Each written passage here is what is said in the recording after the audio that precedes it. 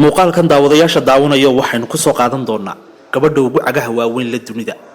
haddaba gabadha ugu cagaha waaweyn la dunida waa tuma, halkay ku nooshahay, cagaheeda dhererkeegu intay noqdeen, siday ku hanatay oo ay ku noqotay qofka iyadu ugu cagaha waaweyn la dunida.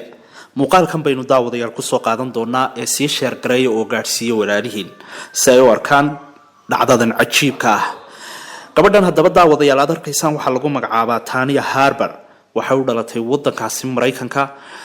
buugga lagu kaydiyo dadka la yimaada mucjisooyinka ayaa waxay ku gashay inay noqotay gabadha ugu cagaha waaweyn la dunida.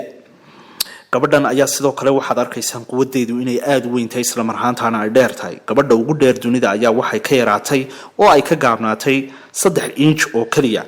haddaba gabadhan cagaheegu intay gaadhayaan cabirka ay ku qaadatay ee World Guinness Record-ka ku gashay waa intee.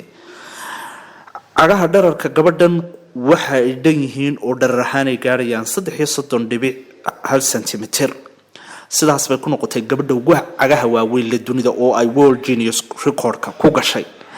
gabadhan ayaa haddaba mar wax laga weydiiyay caqabada ka soo food saartay cagaheedan waaweyn ayaa waxay ku sheegtay in marka ay u baahato inay kabaysato ee ay suuqyada ay tagto ay weydo kaba leeg. waxaanay shirkadaha kabaha soo saaray u soo jeedisay in iyada iyo inta la midkay cagaha waaweynba shirkaduhu ay keenaan oo ay suuqa soo geliyaan kaba laaleeg oo ay heli karaan oo ay xidhan karaan.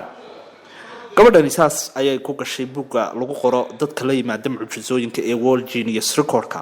haddaba daawadayaal innaga ka Soomaali ahaan ma laga helayaa dad cagahooga ama cagaha dhererkoogu intaas leeg yahay mise inagu jiraan? idinka ayay jawaabteedii taala.